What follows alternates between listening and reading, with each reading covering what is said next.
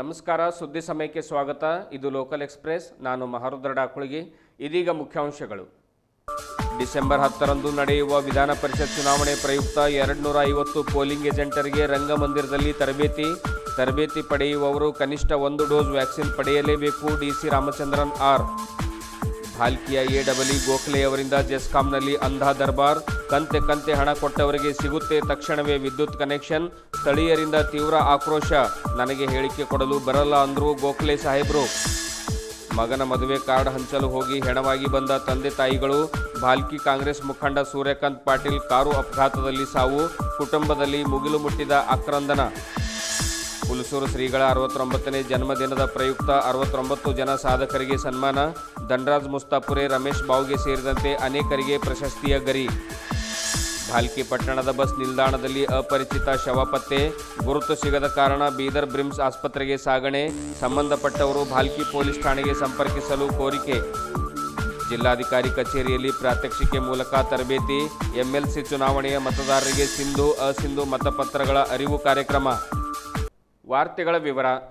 ಸ್ಥಳೀಯ ಸಂಸ್ಥೆಗಳಿಂದ ಕರ್ನಾಟಕ ವಿಧಾನ ಪರಿಷತ್ ಚುನಾವಣೆ ಇದೇ ತಿಂಗಳ ಡಿಸೆಂಬರ್ 10ರಂದು ನಡೆಯಲಿದ್ದು, ಪ್ರಯುಕ್ತ ಇಂದು ಪೂಜ್ಯ ಚನ್ನಬಸವ ಪಟ್ಟದೇವರು ರಂಗಮಂದಿರದಲ್ಲಿ ಪೋಲಿಂಗ್ ಏಜೆಂಟರಿಗೆ ತರಬೇತಿ ನೀಡಲಾಯಿತು. ಸುಮಾರು 250 ಪೋಲಿಂಗ್ ಏಜೆಂಟರಿಗೆ ತರಬೇತಿ ನೀಡಿ ಚುನಾವಣೆಯ ನೀತಿ ನಿಯಮಗಳನ್ನು ತಿಳಿಸಲಾಯಿತು.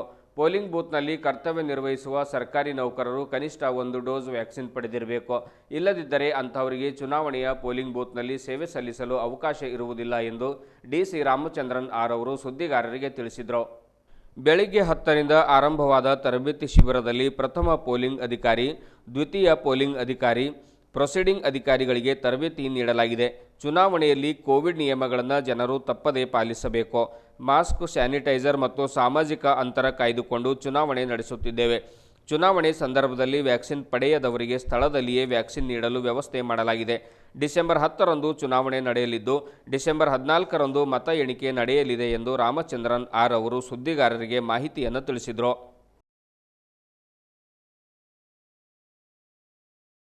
ಎಲ್ಲರಿಗೂ ನಮಸ್ಕಾರ.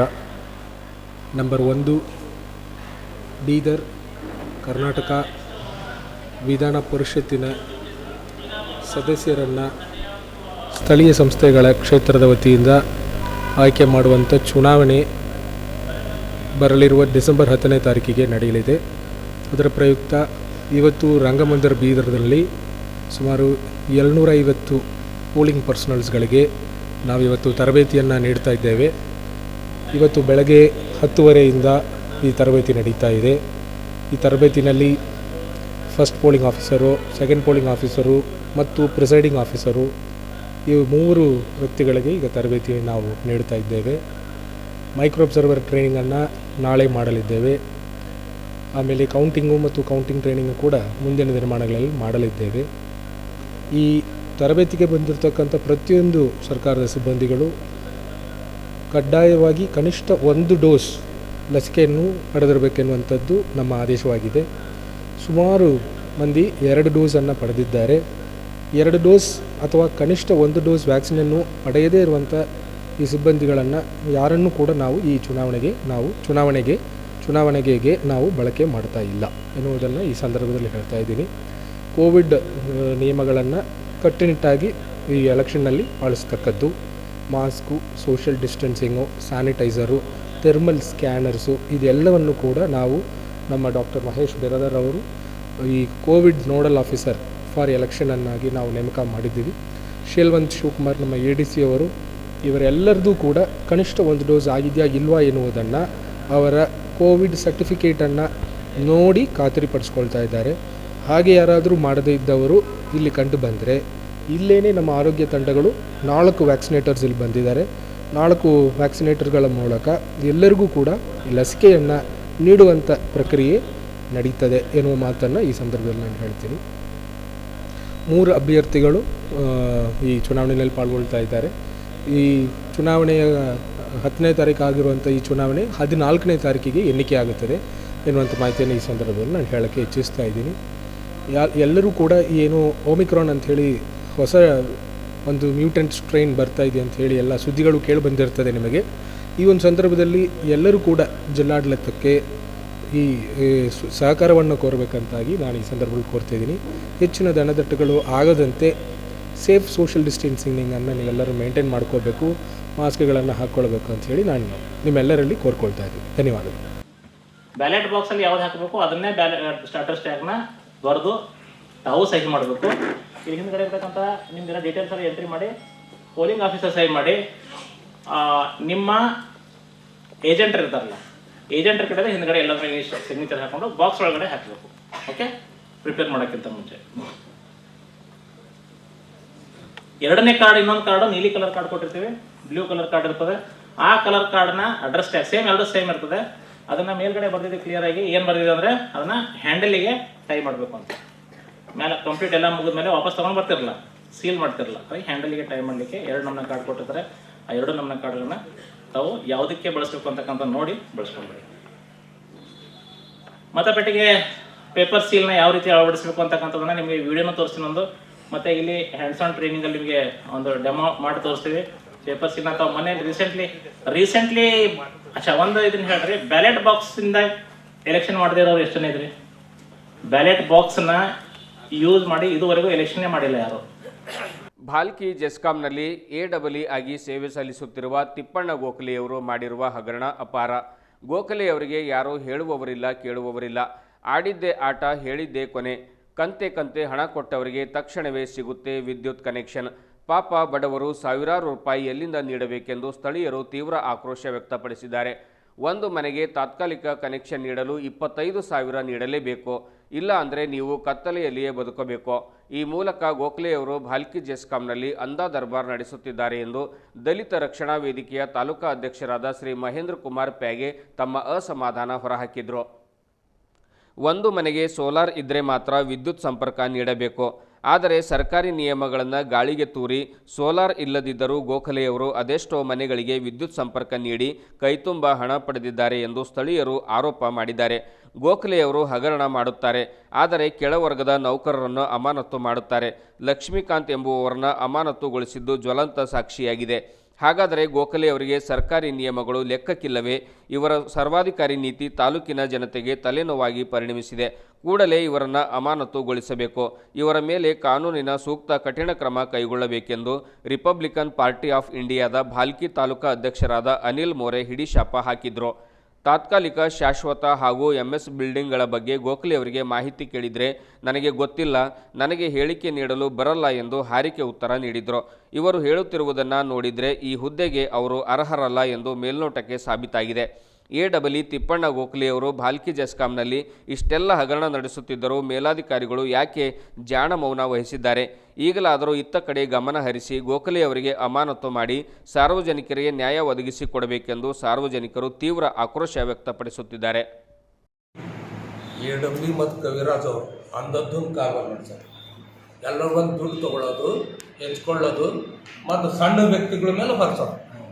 ಈಗ MS ಬಿಲ್ಡಿಂಗ್ ಆಗಲಿ, ಯಾರಿಗೆ ಕಲೆಕ್ಷನ್ ಕೊಡೋದಾಗಲಿ, ಈಗ ಎಲ್ಲರ ಮನೆಗಳು ಕಟ್ತಾ ಇರ್ತಾರೆ ನೋಡಿ, ಅಂಥವ್ರ ಬಂದು ಡೈರೆಕ್ಟ್ ಕಲೆಕ್ಷನ್ ಕೊಡೋದು, ದುಡ್ಡು ತೊಗೊಳ್ಳೋದು, ಇದು ಅಂದದ್ದನ್ನು ಕಾರವಾರ ನಡೆದ ಇಲ್ಲಿ ಮಾರ್ಕೆಟ್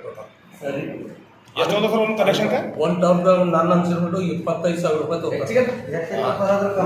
ಅದು ಗೋರ್ಮೆಂಟ್ ರೈಟ್ ಅಂತ ಹೇಳ್ತಾರ, ಬಟ್ ಎಷ್ಟು ತೊಗ್ತಾರೇನೋ ಕನಿಷ್ಠ ಬಂದರೆ 25,000 ಅಂತೂ ಬಿಡೋದಿಲ್ಲ ಒಂದು ಕ್ಯಾಂಡಿಡೇಟ್ ಬಂದು. ಅದ ಕಡೆ ದಯವಿಟ್ಟು ಇವ್ರ ಮೇಲೆ ಕ್ರಮ ತಗೋಬೇಕು, ತನಿಖೆ ಆಗಬೇಕು, ಇವ್ರ ಮೇಲೆ ಆ್ಯಕ್ಷನ್ ಆಗ್ಬೇಕಂತ ಹಬ್ಬದ ರೀತಿದಿ ಒಂದು ಇದು ಮಾಡ್ತಾರ. ಶ್ರೀಕಾಂತರ್ರಿ ಇವ್ರ ಮೇಲೆ OMB ಹಾಕ್ಲಕ್ಕೆ ಬರಲಿ, ಇವ್ರಿಗೆ ಅವ್ರೊಂದು ಜಮಾದಾರ ಕುಡ್ಲಿ ಇದ್ದಂಗಾರ. ಇವ್ರು ಏನಪ್ಪ ಉದ್ದೇಶಪೂರ್ವಕವಾಗಿ ಕವಿರಾಜು ಮತ್ತು ಇವ್ರು AEE ಆಗಿ ಹಾಕ್ಯಾರ. ಅವ್ರಿಗೆ ಹಾಕ್ಲಿಕ್ಕೆ ಬಂದು ಸರ್ OM ಹಾಕಿ ಯಾರಿಗೋ ಕಳ್ಸಿ ಇವ್ರು ಒಳ ಓಪನ್ ಮಾಡ್ಕೊಂಡು ಒಂದು ದಲಿತ ಇವ್ರಿಗೆ ಬೇಕಂತ ಸರ್ ಗರೀಬರ ಇವ್ರಿಗೆ ಹೆರೆಸ್ಮೆಂಟ್ ಮಾಡ್ಯಾರ ಸರ್. ತಾವೆಲ್ಲ ಪೇಪರ್ದವರು, TVದವ್ರು ಜರ ದಯ ತೋರು ಸರ್, ಗರೀಬರ ಮೇಲೆ ಇವ್ರಿಗೆ ನ್ಯಾಯ ಕೊಡಂತ ತಾವು ಮಾಡ್ರಿ ಅಂತ ನಮ್ಮಲ್ಲಿ ಕಳ್ಸಿ ಬಿಟ್ಬಿಡು ಸರ್. ನಾವು ಕವಿರಾಜರು ಆಫೀಸಾಗಿ ಭಾಳ ದುಡ್ಡು ಕಡಿತೇವೆ ಸರ್. ಬೇಕಾದ್ರೆ ನಾವು ತಮ್ಮ ಜೊತೆ ಬರ್ತೀವಿ. ದುಡ್ಡು ಕೇಳಿದ್ರೆ ಸರ್ ಕೇಳ್ತಾರೆ ಸರ್. ಎಷ್ಟು ಕೇಳ್ತಾರೆ ಸರ್ ದುಡ್ಡು? ಮತ್ತೆ ಕೇಳ್ತಾರೆ ಸರ್. ಕವಿರಾಜ್ ಸರ್ ಮತ್ತು ಸಾಬರ್ ಅವರು ಕೆಲಸ ಇವ್ರು ಯಾರು ಸರ್? ಇವ್ರು ಯಾರು ಸರ್? ಇವ್ರು ಏನು ಹೆಸರು? ಗೋಖಲೆ ಅಂತ ಗೋಖಲೆ ಅವರು ದುಡ್ಡು ಕೇಳ್ತಾರ? ಇಲ್ಲ ಸರ್, ಕವಿರಾಜ್ ಸರ್. ಸರ್ ಹಾ ಸರಿ ಸರಿ. ಅವ್ರಿಗೆ ಇವ್ರಿಗೆ ವೈದ್ಯ ಸೇರಿದ್ರೆ ಅವ್ರಿಗೆ ಬರ್ತದೆ. ಎಲ್ಲ ಕಮಿಟ್ಮೆಂಟ್ ಅಂತ ತಿಳ್ಕೊರಿ. ಆ ಕಮಿಟ್ಮೆಂಟ್ ಗುತ್ತಿದಾರ ದುಡ್ಡು ತಗೋತಾರ. ಬಿಟ್ಬಿಡು ಸರ್, ಅದ್ರ ತಗೋಲ್ಲ ಸರ್. ಗುತ್ತಿದಾರ ಗುತ್ತಿದಾರ ನೋಡಿ ಬರ್ತಾರೆ, ಅವ್ರು 15,000 25,000 ಹೇಗೆ ಅಂತಾರೆ ಸರ್. ಇಲ್ಲ ಅಂತ ಸರ್ಕಾರ ಏನಾದ್ರು ಸುತ್ತೋಲೆ ಏನಾದ್ರು ಕೊಡೋಣ ಅಂತ ಹೇಳಿದ್ರು. ಸುತ್ತೋಲೆ ಅಂತ ನಾನು ಹೇಳ್ತಾ ಇಲ್ಲ, ನಾನು ನಮ್ಮ ಸಾಹೇಬ್ರದ ಕೊಡ್ತೀನಿ ಏನಿದ್ರು ಅವ್ರ ಕೆಲಸದಲ್ಲಿ ಬೈಟ್ ಕೊಡಲ್ಲ, ಅವ್ರ ಕೆಲಸದಲ್ಲಿ ಬೈಟ್ ಕೊಡಲ್ಲ. ಈಗ ಯಾವ್ದು ಬಿಲ್ಡಿಂಗು ಟೆಂಪರರಿ ಕನೆಕ್ಷನ್ ಪರ್ಮನೆಂಟ್ ಎಷ್ಟು ಲಕ್ಷ್ಮೀಕಾಂತರಿಗೆ ಅಮಾನತ್ ಮಾಡಕ್ಕೆ ಯಾವ ಆಧಾರದಲ್ಲಿ ಮಾಡಿರಿ ಅಷ್ಟು ಮಾಹಿತಿ ಕೊಡಿ ಸರ್. ಅಮಾನತ್ ಮಾಡಿದ್ದು ಎಸ್ ಸಾಹೇಬ್ರು ಮಾಡ್ಯಾರ ಸರ್. ನಮ್ಮ ಅದಕ್ಕೆ ನಾ ಅಲ್ಲಿ ಬಂದು ಕೊಡ್ತೀನಿ, ನೀವು ಅಷ್ಟೇ ಗಡ್ಬಡಿ ಮಾಡ್ತೀರಿ. ಇಲ್ಲ ಸರ್, ಒಂದು ನಿಮಿಷ ನಾನು ನಿಮಗೆ. ಸುದ್ದಿ ಸಮಯದಲ್ಲಿ ಇದೀಗ ಚಿಕ್ಕದೊಂದು ವಿರಾಮ.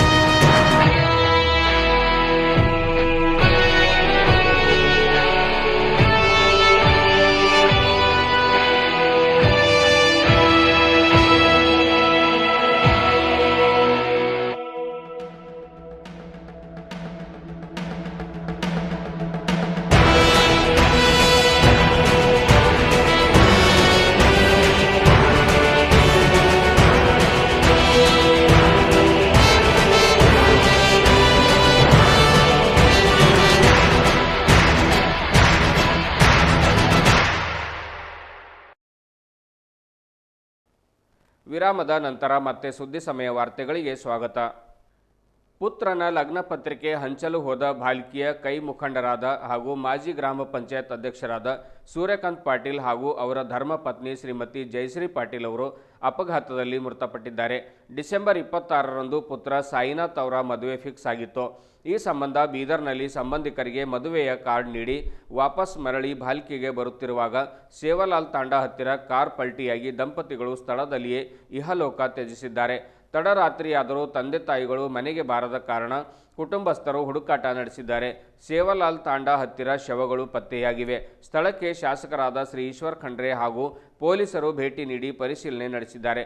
ಧನ್ನೂರ ಪೊಲೀಸ್ ಠಾಣೆಯಲ್ಲಿ ಪ್ರಕರಣ ದಾಖಲಾಗಿದೆ.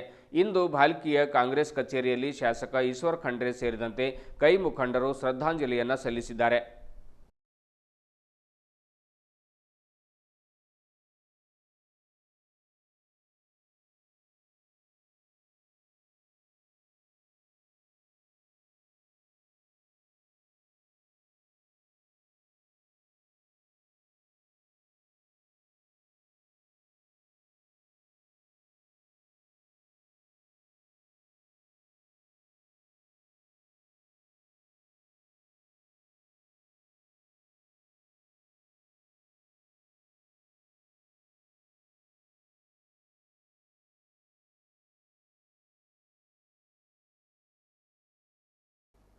ಗುರು ಬಸವೇಶ್ವರ ಸಂಸ್ಥಾನ ಮಠ ಹುಲಸೂರು ಹಾಗೂ ಹುಲ್ಕುಂಟಿ ಮಠ ಖಡಕ್ಚಿಂಚೋಳಿಯ ಪೀಠಾಧ್ಯಕ್ಷರಾದ ಪೂಜ್ಯ ಶ್ರೀ ಡಾಕ್ಟರ್ ಶಿವಾನಂದ ಮಹಾಸ್ವಾಮಿಗಳವರ 69ನೇ ಜನ್ಮದಿನದ ಕಾರ್ಯಕ್ರಮವನ್ನು ಹುಲಸೂರಿನ ಗುರುಬಸವೇಶ್ವರ ಸಂಸ್ಥಾನ ಮಠದಲ್ಲಿ ಹಮ್ಮಿಕೊಳ್ಳಲಾಗಿತ್ತು.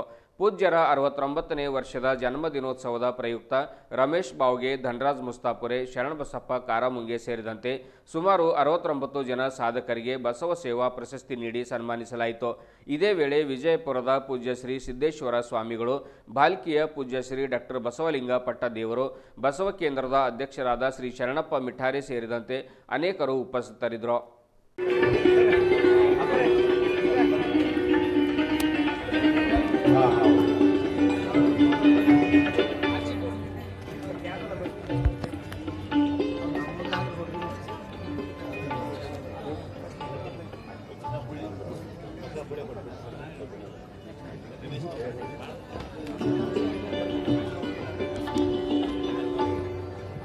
ನೆಕ್ಸ್ಟ್ ನಾನು ಕರೀತಾ ಇದ್ದೀನಿ, ರೆಡಿಯಾಗಿದ್ರಿ.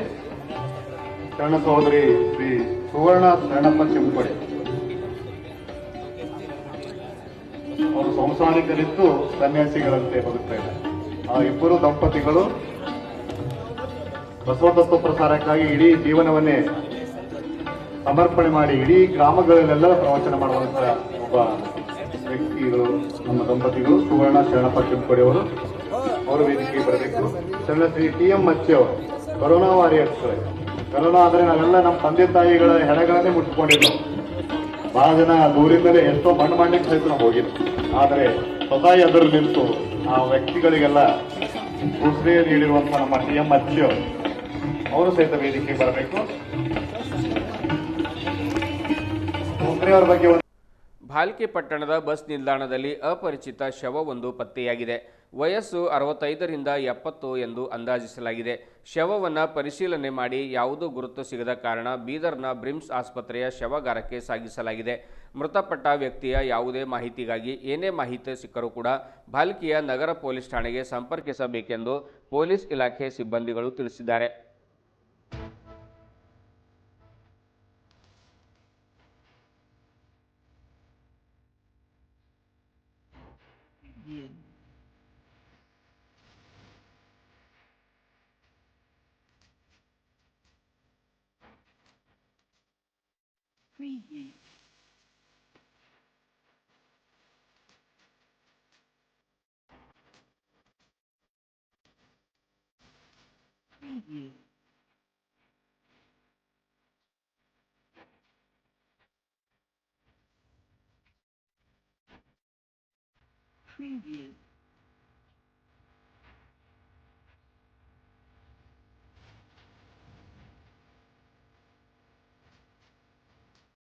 ಕರ್ನಾಟಕ ವಿಧಾನ ಪರಿಷತ್ ಸ್ಥಳೀಯ ಸಂಸ್ಥೆಗಳ ಕ್ಷೇತ್ರದಿಂದ ಚುನಾವಣೆ 2021ರ ಮತದಾರರಿಗೆ ಸಿಂಧು ಅಸಿಂಧು ಮತಪತ್ರಗಳ ಕುರಿತು ಅರಿವು ಮೂಡಿಸಲು ಸಂಬಂಧಿಸಿದ ಅಧಿಕಾರಿಗಳಿಗೆ ಮಾಹಿತಿ ನೀಡುವ ಕಾರ್ಯಕ್ರಮ ನಡೆಯಿತು. ಜಿಲ್ಲಾಧಿಕಾರಿಗಳಾದ ರಾಮಚಂದ್ರನ್ ಆರ್ ಅವರ ಸಮ್ಮುಖದಲ್ಲಿ ಜಿಲ್ಲಾಧಿಕಾರಿಗಳ ಕಚೇರಿಯ ವಿಡಿಯೋ ಸಂವಾದ ಸಭಾಂಗಣದಲ್ಲಿ ನಡೆದ ಕಾರ್ಯಕ್ರಮದಲ್ಲಿ ಮತಪತ್ರಗಳು ಯಾವ ಕಾರಣದಿಂದ ಅಸಿಂಧುವಾಗುತ್ತವೆ ಎನ್ನುವುದು ಸೇರಿದಂತೆ ಹಲವಾರು ಮಾಹಿತಿಯನ್ನು ಪ್ರಾತ್ಯಕ್ಷಿಕೆಯ ಮೂಲಕ ತಿಳಿಸಲಾಯಿತು.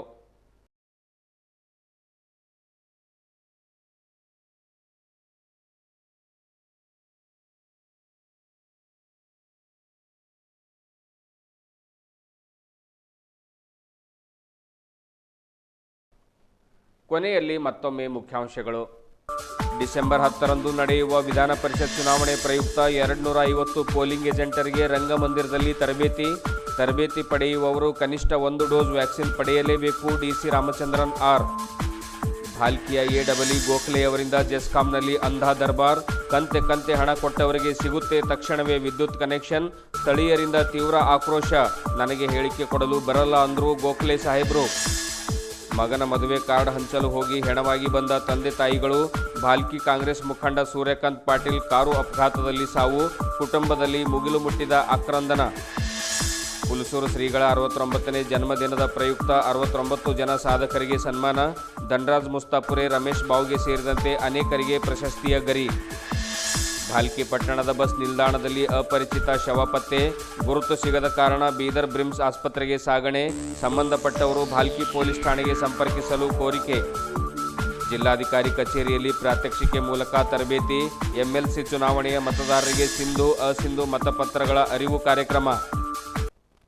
ಇದುವರೆಗೂ ಸುದ್ದಿ ಕೊಟ್ಟಿರುವ ನಾನು ಮಹರುದ್ರ ಡಾಕುಳಗಿ. ಮತ್ತೆ ಮುಂದಿನ ವಾರ್ತೆಗಳೊಂದಿಗೆ ಭೇಟಿಯಾಗೋಣ. ವಂದನೆಗಳು.